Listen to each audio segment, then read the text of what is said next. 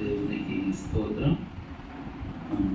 దేవుడు అనుగ్రహించిన ఈనాటి ఈ 67వ కీర్తన భాగంలో ముఖ్య వచనంగా మనం 2వ వచనాన్ని, దేవుడు మమ్మను కరుణించి మమ్మను ఆశీర్వదించును గాక, ఆయన తన ముఖ కాంతి మా మీద ప్రకాశింపచేయును గాక.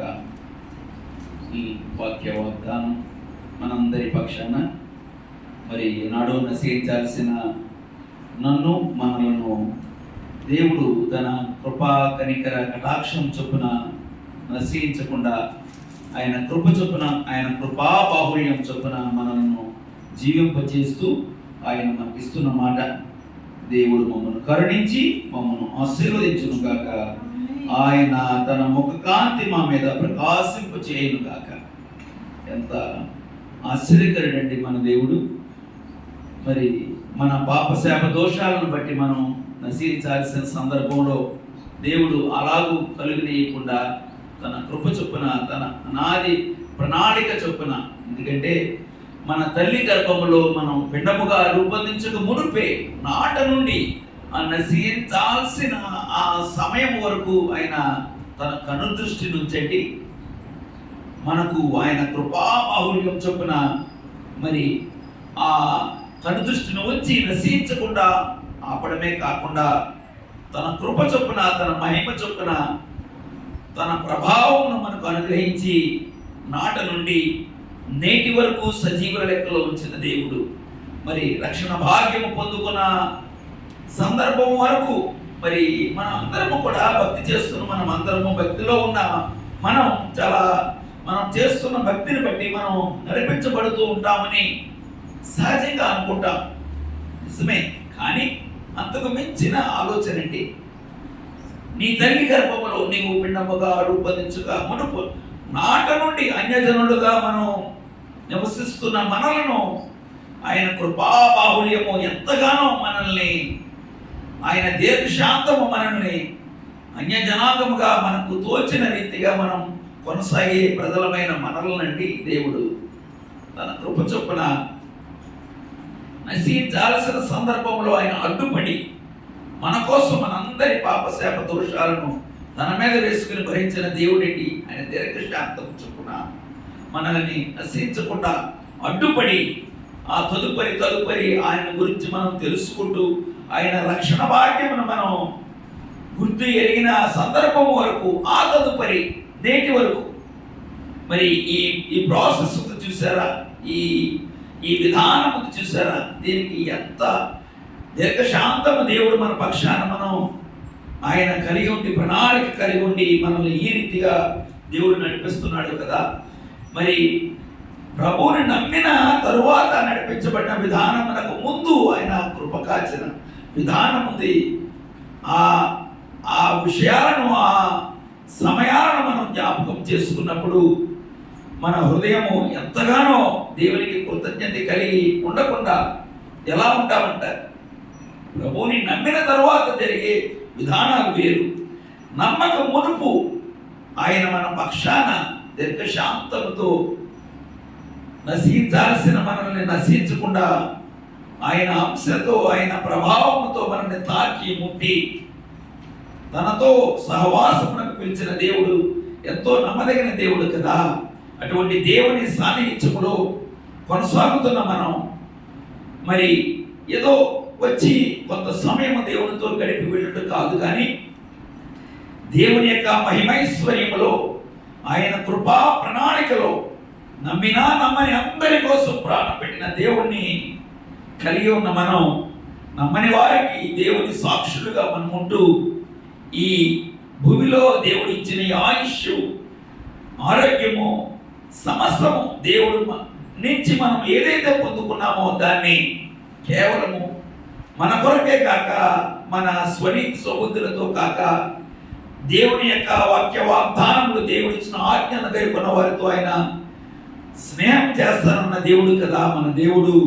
యోహాను సువార్త 15:14లో రాయబడి ఉంటుంది ఈ మాట, నా ఆజ్ఞను గైకొన్న వారితో నేను సహవాసము, స్నేహితుడిగా ఉంటానన్న దేవుడు. ఒక స్నేహితుడు ఒకరి మనస్సు ఒకరికి ఇష్టలై ఉన్నప్పుడే వారు స్నేహం చేయగలుగుతారు కదా. మరి 6 మాసాలు సహవాసం చేస్తే వీరు వారు, వారు వీరు అవుతారంటారు. మరి దేవునితో సహవాసం చేస్తున్న మనం సహజంగా మనలోని ప్రతి అల్పత్వాన్ని మనం అధిగమించి దేవుడి ఆజ్ఞను గైకొన్నప్పుడు, వాటిని మనం అనుసరిస్తున్నప్పుడు దేవుని ప్రభావం మనలో క్రమక్రమముగా కొంచెముగా ఆయన సారూప్యతలోనికి మార్చబడే ప్రజలుగా ఆయన ఈ భూమిలో జీవించినప్పుడు ఆయన ప్రభావం చేత అనేకులను స్వస్థపరిచిన దేవుడు. మరి ఆ మహిమ, ఆ ప్రభావం ఆయన చేత ఒక ఇనుప ముక్క, అయస్కాంతం, మరి ఆ రెండు కూడా దగ్గరగా ఉన్నప్పుడు ఈ అయస్కాంతంలోని ఆ గుణగణాలు, ఆ ప్రభావం ఇనుప ముక్కలోనికి వచ్చి కొంత కాలానికి ఇనుప ముక్క కూడా అయస్కాంతమై మరి దేవుని యొక్క మహిమ, దేవుని యొక్క ప్రభావము మరి ఎందుకు కానీ ఈ ఇనుప ముక్క ఆ స్వభావ గుణగణాలను మనం గ్రహించి ఎరిగి మరి ఆ అయస్కాంతం వలె మనం కూడా, మరి ఆ ప్రభు వలె మనం కూడా, ప్రభు భూమి మీద నివసించినప్పుడు ఏ రీతిగా ఆయన ప్రభావమును ఆయన ప్రజలైన వారికి అనుగ్రహించి వెళ్ళారు, అదే విధానాలను మనం కలిగి మనం ప్రతి వారము కూడా ఆ దేవుణ్ణి మహిమపరిచే ఆయన చెప్పారు కదా, ఆయన అవరోహణం అవుతూ ఆయన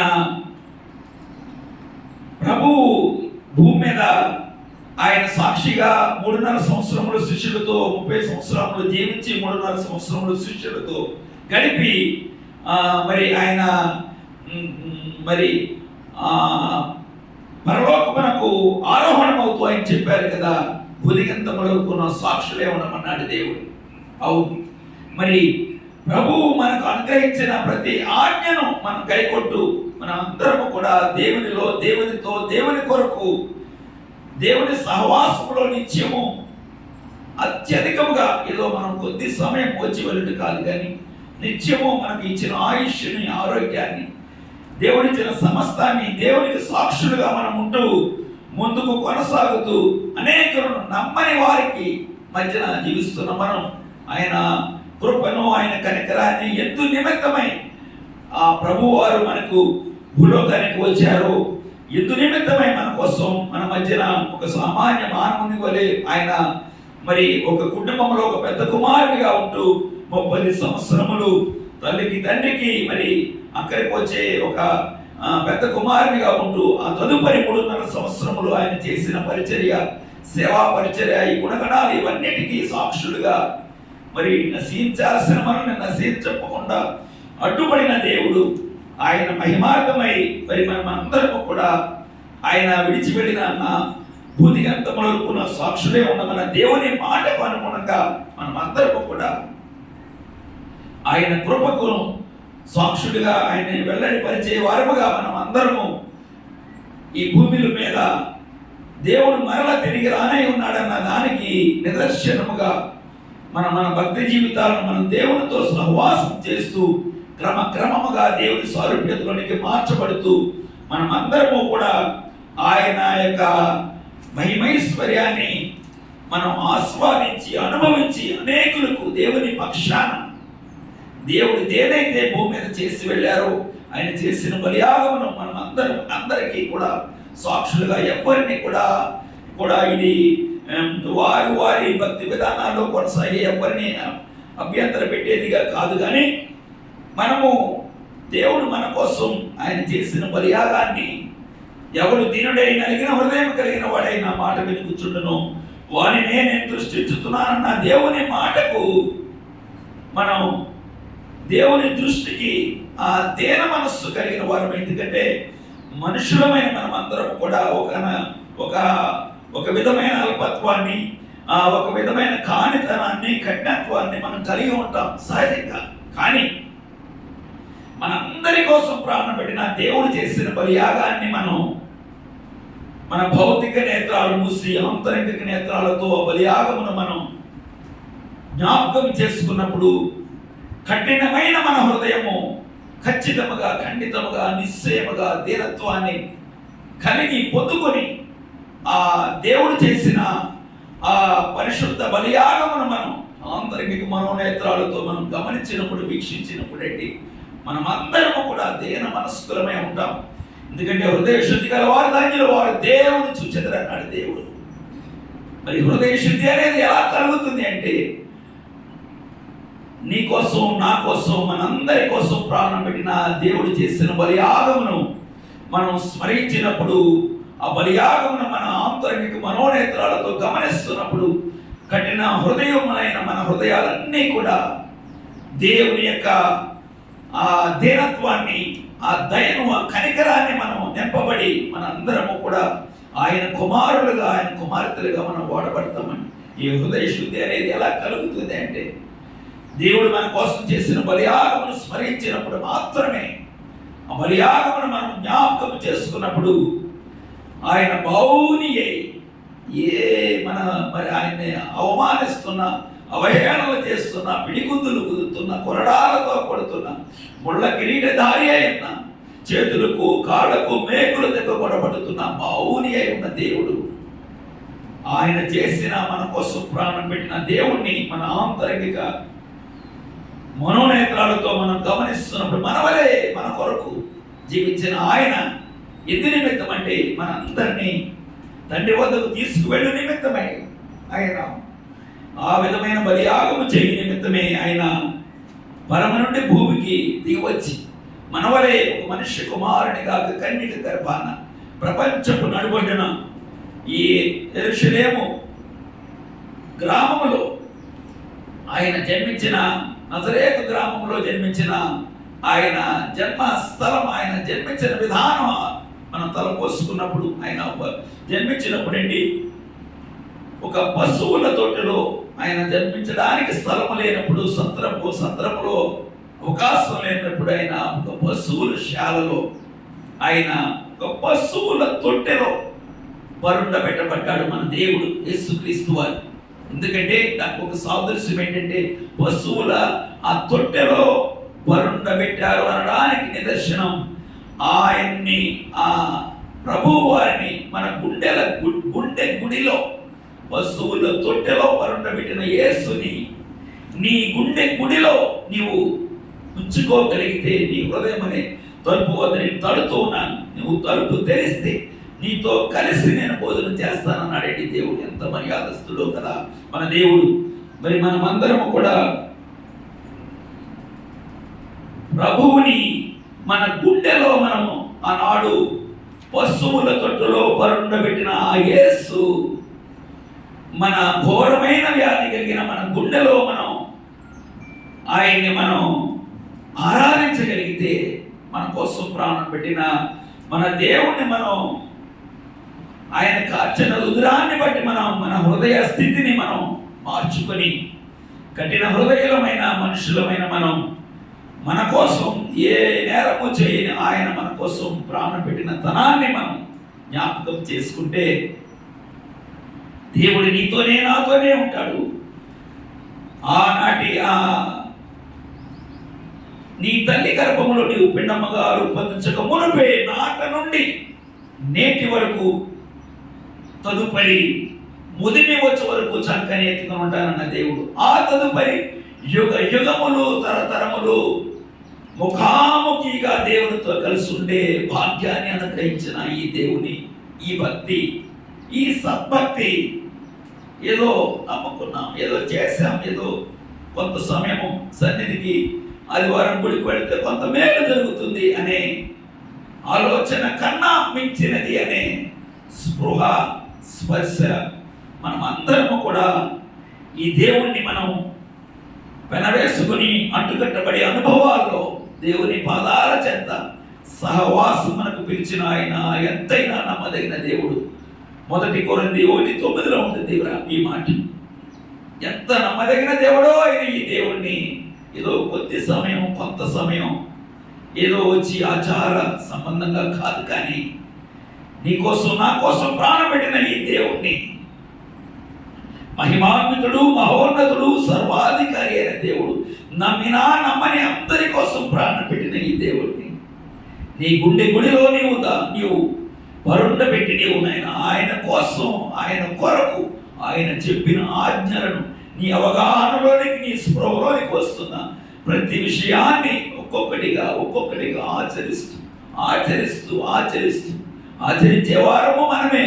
కొన్నిసార్లు మనం తొట్టిల్లేవారము మనని తొట్టిల్లిన సందర్భాలను మరలా చేయకూడనట్లుగా నీ దేవుని సహవాసములో నీ దేవునితో నువ్వు ప్రార్థిస్తూ మరింత నీ మహిమ కొరకు నీవు చెప్పిన వాటిని మేము ఆచరించగలిగే ఔన్నత్యాన్ని మరి అటువంటి స్వభావ గుణగణాలు కలిగి ఉండటంలో మరింత మెరుగైన తనాన్ని మనం కోరుకున్నప్పుడు దేవుడు ఆయన సారూప్యత మనలోనికి కొంచెంగా ఆయన అనుకరిస్తూ ఆయన కృపాబాహుళ్యమును అన్యజనుల మధ్య నిన్ను నా సాక్షిగా నిన్ను వాడుకుంటానన్న దేవుడు అనేక మంది మనుషుల మధ్య దేవుని కృపను మనం ఎవరికి జ్ఞాపకం వచ్చినా దేవుని ప్రభువును నమ్ముకున్న మనం ఎవరికి జ్ఞాపకం వచ్చినా ఎవరి కోసం మనం ప్రార్థించినా మన తోటి వారు మన కుటుంబ సభ్యులు మన బిడ్డలు మన అందరి కోసం మనం ప్రార్థించిన ఎవరి తలంపులోనికి మనం వచ్చిన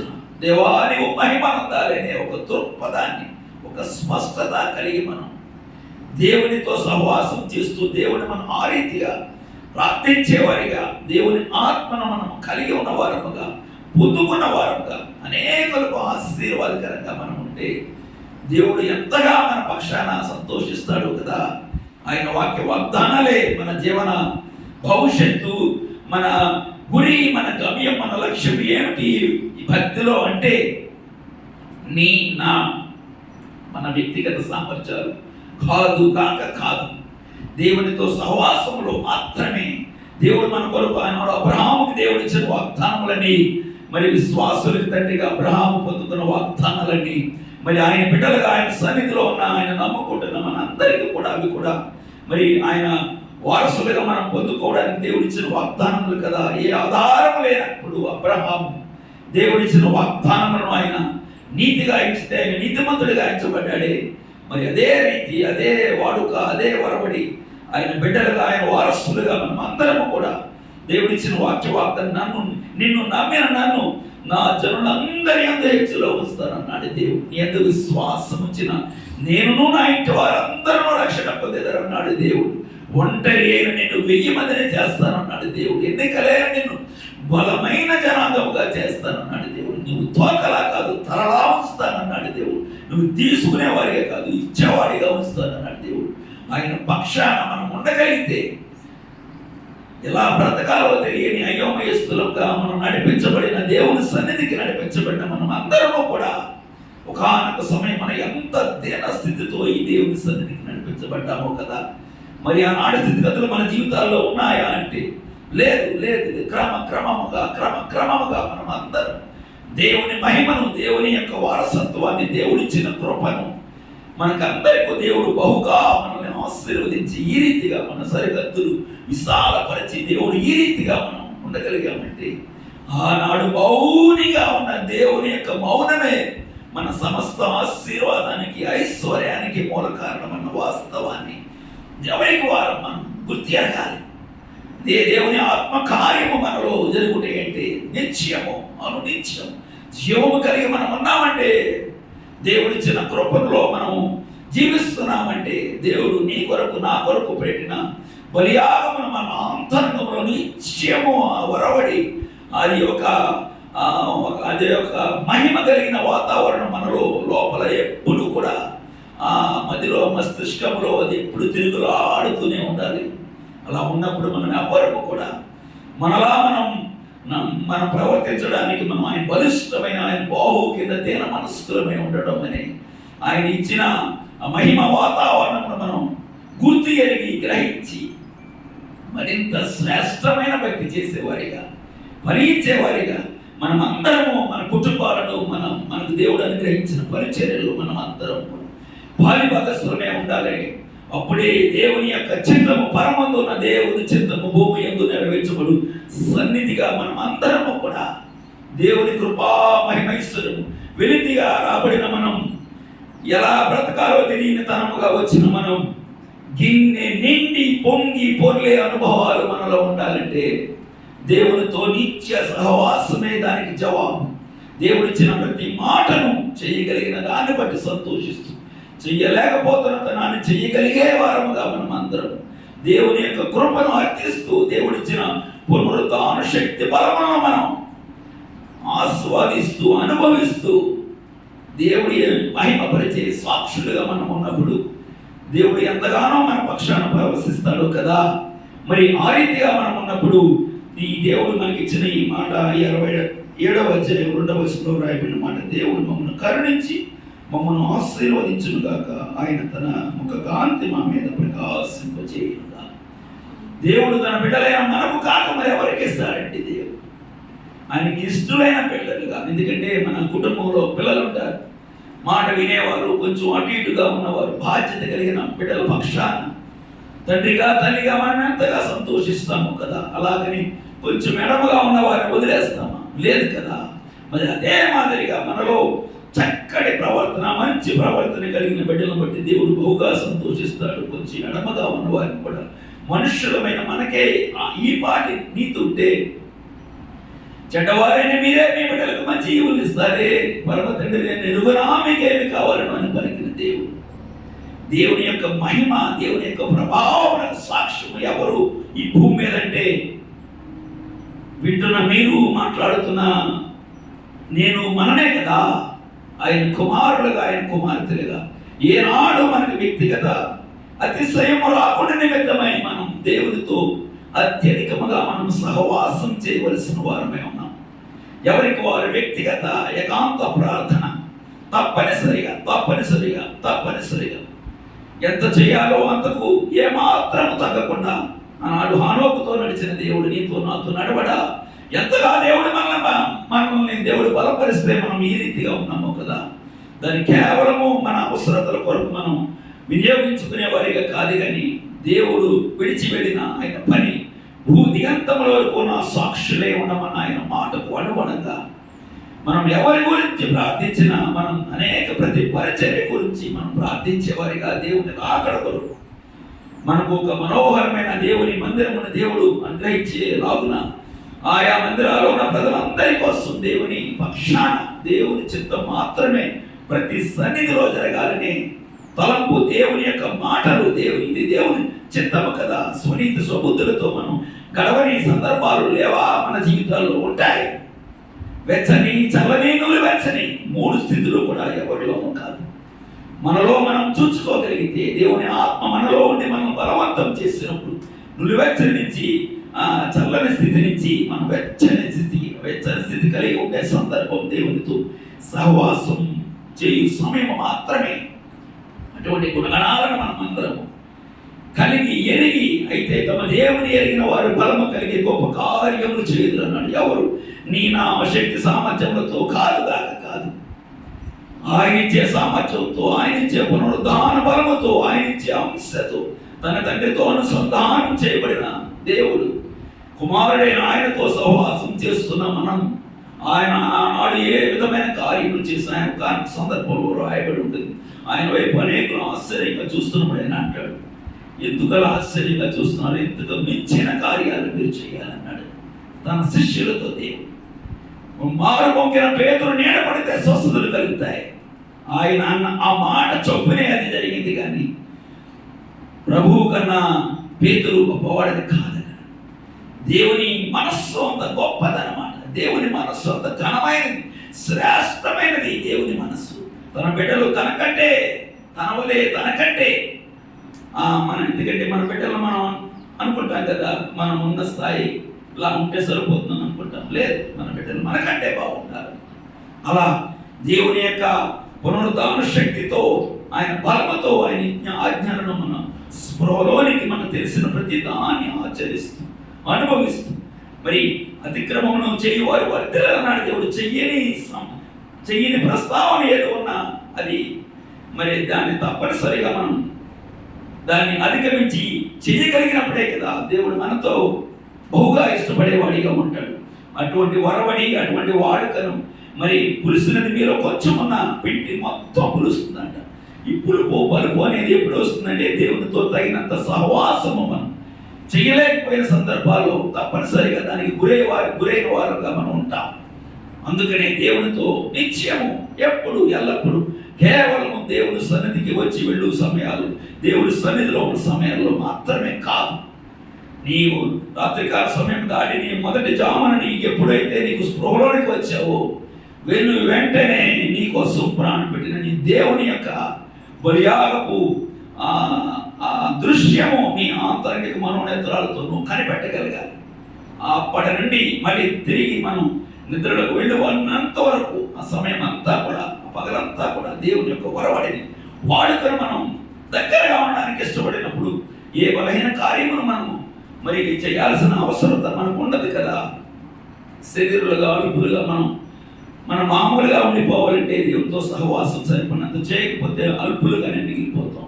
ఆ రీతిగా కాదు, కానీ దేవుడు తన కృప చొప్పున తన కనికరం చొప్పున సృష్టికర్త అయిన దేవుడు తను తన ప్రజలైన బిడ్డలలో అల్పత్వాన్ని ఆ బిడ్డలు అధిగమించి తనతో సహవాసం చేస్తూ దేవునికి సాక్షులుగా దేవుని పని చేయాలన్నది సృష్టికర్త అయిన దేవుని యొక్క ప్రధానమైన గొప్ప ఆయన యొక్క ప్రణాళిక ఉన్నది.